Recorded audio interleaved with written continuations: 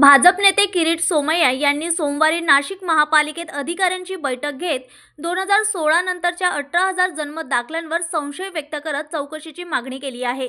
या प्रकरणाची आठवड्याभरात चौकशी होणार असल्याची माहिती महापौर हिमगौरी आहेर आडके यांनी दिली।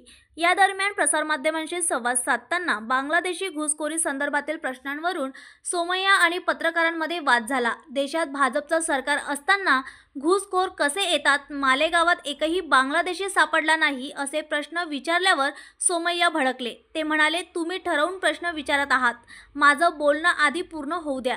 सोमय्या यांनी स्पष्ट केलं की मुख्यमंत्री देवेंद्र फडणवीस आणि मोदी सरकारच्या काळात घुसखोरी विरोधात आक्रमक कारवाई सुरू असून पुढील काळात ही मोहीम आणखी तीव्र केली जाणार आहे।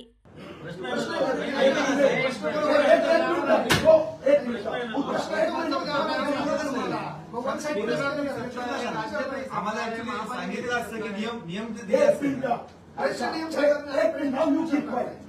तुम्ही माझं उत्तर झाल्यानंतर तुम्ही 10 प्रश्न विचार। उत्तर झालं होतं म्हणून त्यांनी प्रश्न नाही, मी एकच वाक्य पहिलं बोललो आणि तुम्ही ठरवून एकदम नाही ठरवलं।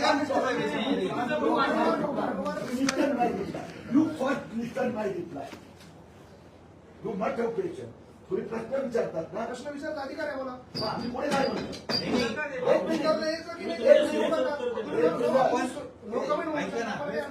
आपल्याकडे नियम सांगितले। एक मिनिट तुम्हाला उत्तर माझं ऐकावं लागणार, ऐकून घ्या। उत्तर घ्यायला येतोय मी। 1 पॉइंट प्रोग्राम आहे का काही लोकांचा?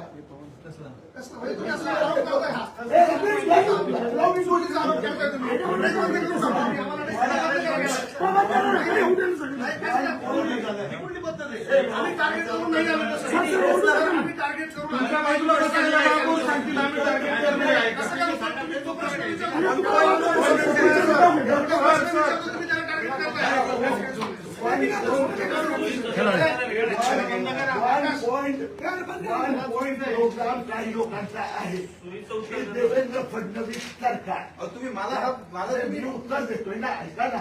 1 पॉइंट प्रोग्राम काही लोकांचा आहे, मग त्यात देवेंद्र फडणवीस सरकारच्या काळात बांगलादेशी जास्त आले, त्यांचा कारवाई होत नाही असं काही राजकीय नेते सातत्याने आरोप करतात। माझं उत्तर ऐकून घ्या, सातत्याने आरोप करतात। आम्ही आपल्याला आकडे दिले, मी आपल्याला उत्तर दिलं की देवेंद्र फडणवीस सरकारच्या काळात बांगलादेशीचा विरोधात नरेंद्र मोदी सरकारच्या काळात जास्त कारवाई झाली।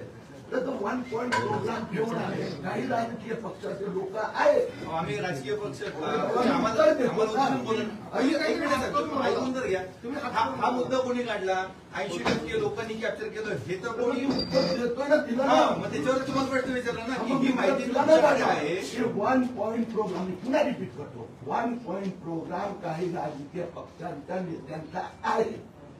त्यात उद्धव ठाकरे गटाचे संजय राऊत असो की सपकाळ असो, ते रोज उठून म्हणतात बांगलादेशी किती जवळ आले, किती लोक आले, कितीवर कारवाई झाली।